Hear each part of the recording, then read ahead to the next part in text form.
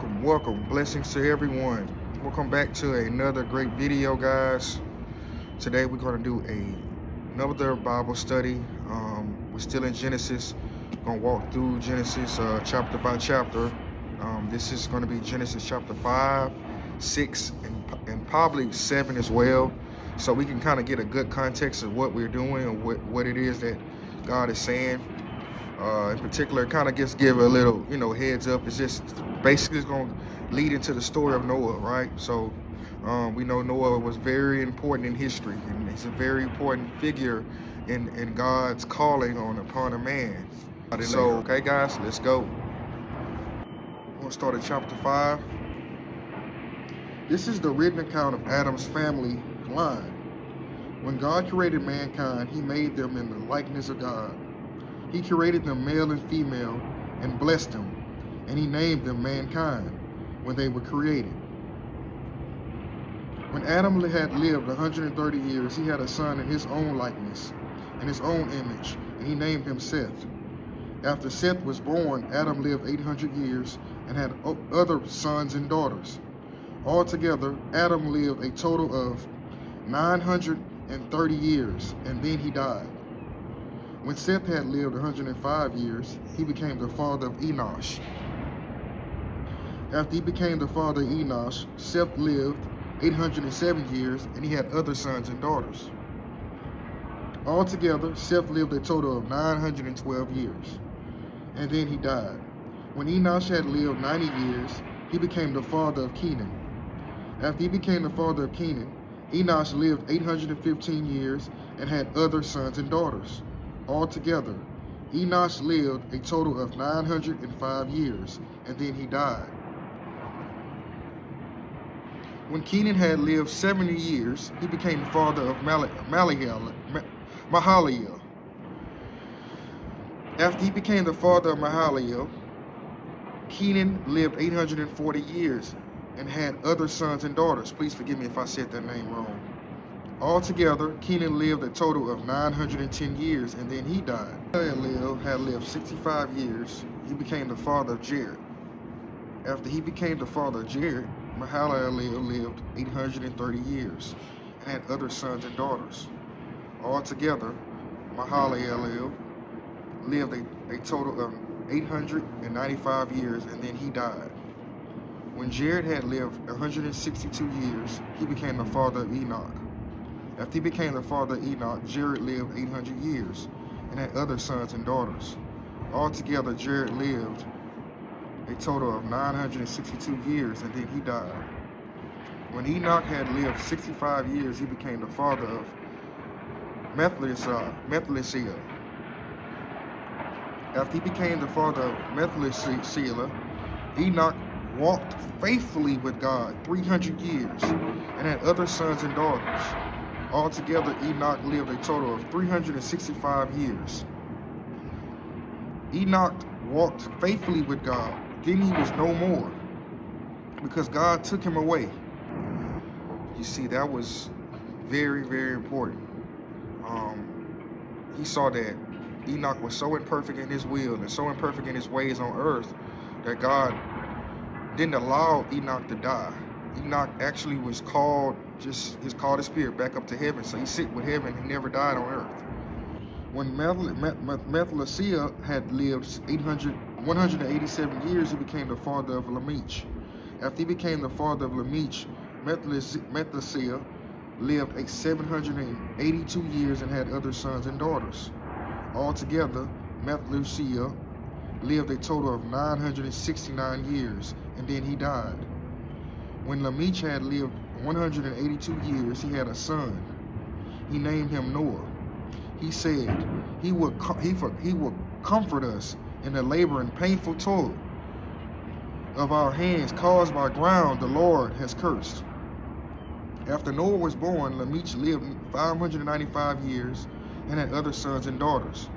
Altogether, Lamech lived a total of 777 years, and then he died.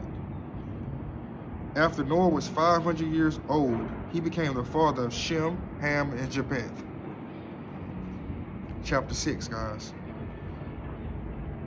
When human beings began to increase in number on the earth, and daughters were born to them, the sons of God saw that the daughters of humans were beautiful, and they were married.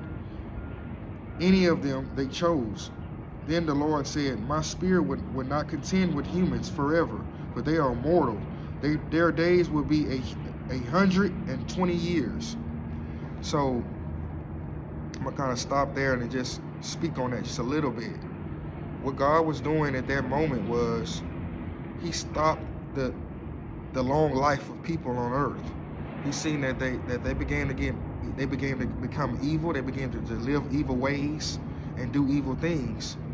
So what he was doing initially with the long years was he was able to multiply on earth. That's why he let them live all those years on earth. It was to do and multiply. So that's what lived so long. But as they got to live on earth so long, they started getting into becoming more evil and evil.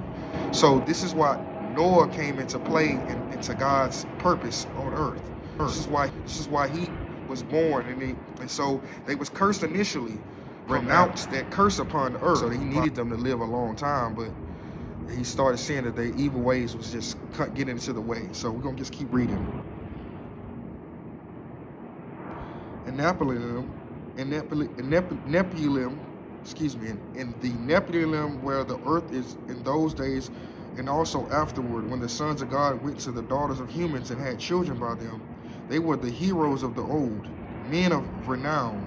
The Lord saw how great the wickedness of the human race had become on earth, and that every inclination of the thoughts of human heart was only evil all the time. The Lord regretted that he had made humans beings on earth, and his heart was deeply troubled. So the Lord said, I will wipe from the face of the earth the human race I have created, and with them the animals, the birds, and the creatures that move along the ground, for I regret that I have made them. But Noah found favor in the eyes of the Lord. Hold on to that thought in verses 8, guys. This is the account of Noah and his family. This is verse 9. Noah and his righteousness man, blameless among the people of his time, and he walked faithfully with God.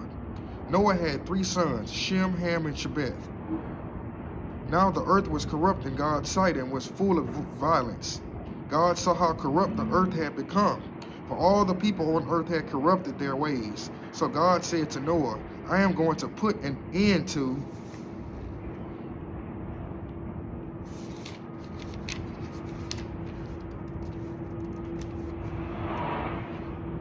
all people, for the earth is filled with violence because of them.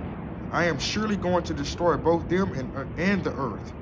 So make yourself an ark of cypress wood, make rooms in it, and coat it with pitch inside and out.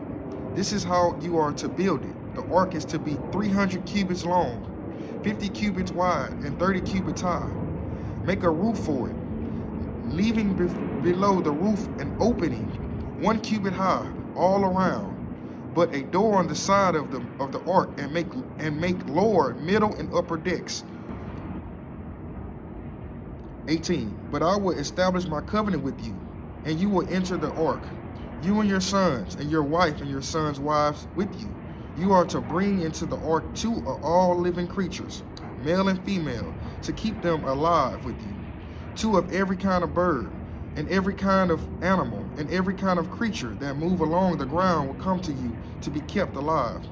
You are to take every kind of food that is to be eaten and store it away as food for you and for them. I'm going to go ahead and read chapter 7 as well, guys. Chapter 7, verse 1. The Lord then said to Noah, go into the ark, you and your whole family, because I have found you righteous in this generation. Take with you 7 pairs of every kind of clean animal, male and female, and its mate, and 1 pair of every kind of unclean animal, and a male and its mate, and also 7 pairs of every kind of bird, male and female, to keep the various kinds alive throughout the earth. 7 days from now, I will send rain on the earth for the 40 days and 40 nights, and I will wipe from the face of the earth every living creature I have made. So I want to pause there. I don't want to talk about it too much, but those 40 days and 40 nights is going to come up again. And his things that he does. So just keep in mind about that 40 days and 40 nights that the rain is going to be on the earth. Okay? Because remember, God is a God of correction too. I don't want to talk too much, but what he places on earth, he also corrects on earth. I'm going to say that again. What he places on earth, he also corrects on earth. What he curses on earth, he also reverses curses on earth. Everything that he does, he has correction because he knows his purpose of what he's doing. So Noah did all that the Lord commanded. This is verse 5. Commanded him. Noah was 600 years old when the flood waters came on the earth. And Noah and his sons and his wife and his sons' wives entered the ark to escape the waters of the flood. Pairs of clean and unclean animals, of birds and all the creatures that move along the ground. Male and female came to Noah and entered the ark as God had commanded him, Noah. And after the 7 days, the flood waters came on earth. In the 600th year of Noah's life, on the 17th day of the second month, on that day, all the springs of the great deep burst forth, and the floodgates of the heavens were opened, and rain fell on the earth. 40 days and 40 nights. On that very day, Noah and his sons Shem, Ham, and Japheth, together with his wife and the wives of his 3 sons, entered the ark. They had with them every wild animal according to its kind, all livestock according to their kinds, every creature that moves along the ground according to its kind, and every bird according to its kind, everything with wings. Pairs of all creatures that have breath of life in them came to Noah and entered the ark. The animals going in were male and female of every living thing, as God has commanded Noah. Then the Lord shut him in. God is that good. He had those animals come where Noah was building the ark. It's just like profound to me. Not only he gave the assignment for it, Noah, but he also spoke into those animals to go where Noah was at. They came to where he was at. I guess God is good, man. He's that powerful. Okay, 15. Pairs of all creatures that with the breath of life was in them to Noah and entered the ark. The animals going in were male and female, and every living thing as God had commanded Noah. Then the Lord shut him in. For 40 days the flood kept coming on the earth, and its waters increased. They lifted the high above the earth. The water rose and increased greatly on the earth, and the ark floated on the surface of the water. They rose greatly on earth, and all the high mountains under the entire heavens were covered. The waters rose and covered mountains to the depth of more than 15 cubits. Every living thing that moved on land perished. Birds, livestock, wild animals, all the creatures that swarm over the earth, and all mankind. Everything on dry land that had the breath of life in its nostrils died. Every living thing on the face of the earth was wiped out. People and animals, and the creatures that moved along the ground. And the birds were wiped from the earth. Only Noah was left, and those with him in the ark. The waters flooded the earth for 115 days.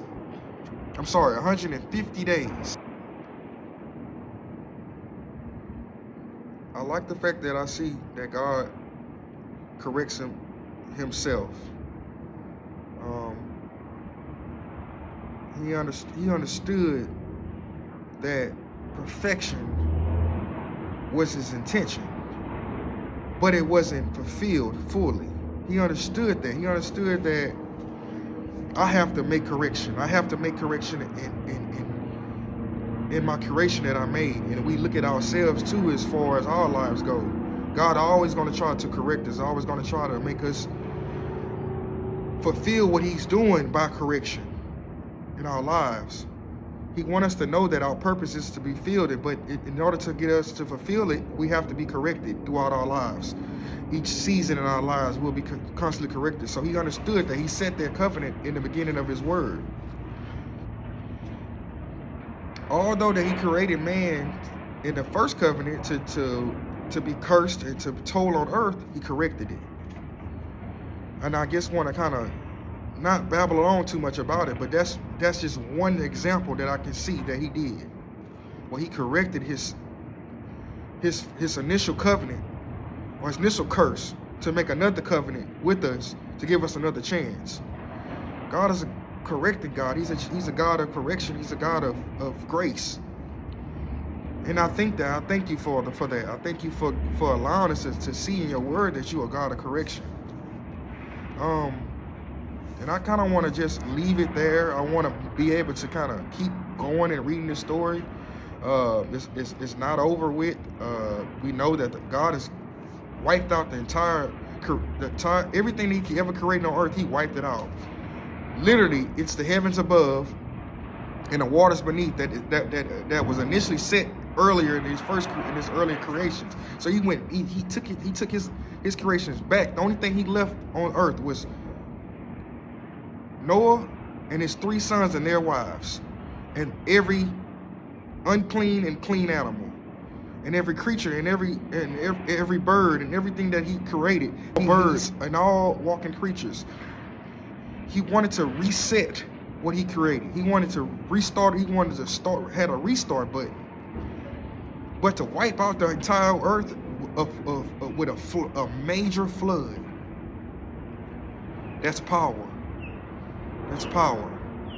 We got to know how powerful God is. We got to see how he sent the animals to Noah to get on the ark. We got to understand how he chose, in particular, over generations, he had to keep creating until he saw the fit to have the right person to do the job.